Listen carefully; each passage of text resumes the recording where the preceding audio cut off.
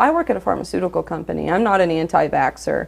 I just believe in research and science. Well, in this database, you came across a chain of emails discussing fetal tissue and the COVID vaccine. Vanessa Gelman, who works in Washington, D.C., is Senior Director of Worldwide Research. The question came up as an inquiry to our MedInfo group. They're asking, quote, did Pfizer make use of a cell line from an aborted fetus? They want you to leave out the highlighted part, which is the one or more cell lines with an origin that can be traced back to human fetal tissue has been used in laboratory tests associated with the vaccine program. And here we have your badge. You are an employee of Pfizer? I work at the McPherson, Kansas plant. It's one of the biggest plants in the operation of Pfizer. We produce some of the most units.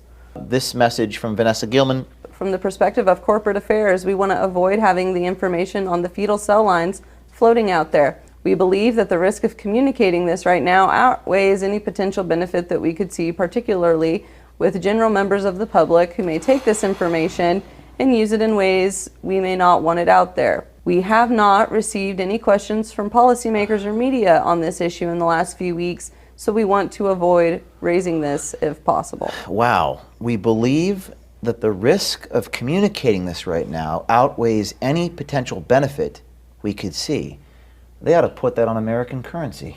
Philip Dormitzer, Vice President, Chief Scientific Officer. These are not low-level people here. So you're showing us emails between the Vice President of Pfizer, the Senior Director of Worldwide Research, about how to couch it a certain way, because we would not want to tell the people that it can be traced back to human fetal tissue.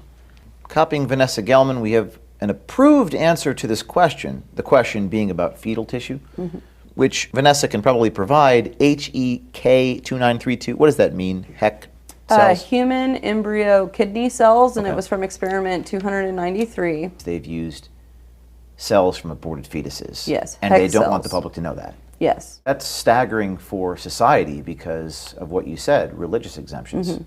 And they're denying our religious exemptions at Pfizer. This is serious stuff you're dealing with. These are powerful people and a very powerful company. They're withholding knowledge on people's approval if they can consent or not. From Sarah Elizabeth Weiser, the principal scientist.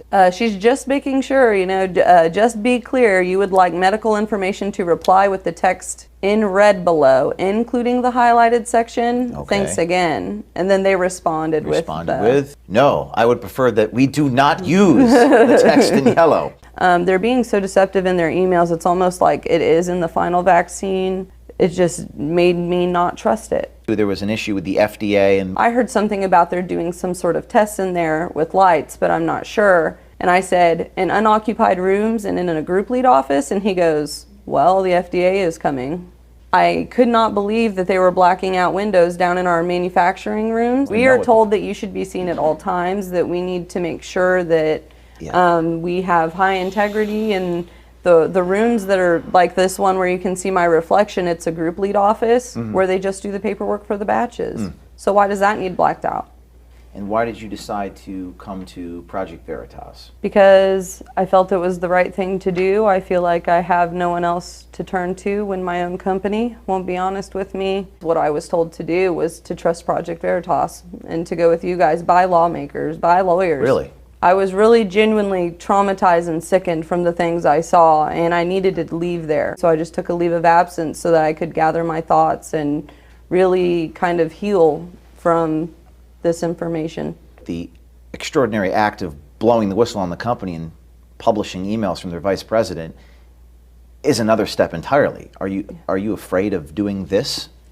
A little bit. I have faith that I'll be protected, or whatever the outcome is what it's supposed to be. So I'm at peace with it. I'm a little anxious on what they'll do or what they'll say, but it needs to be seen by the people because they're trying to get this to kids. And if they're being this deceptive about it, I don't feel comfortable being silent.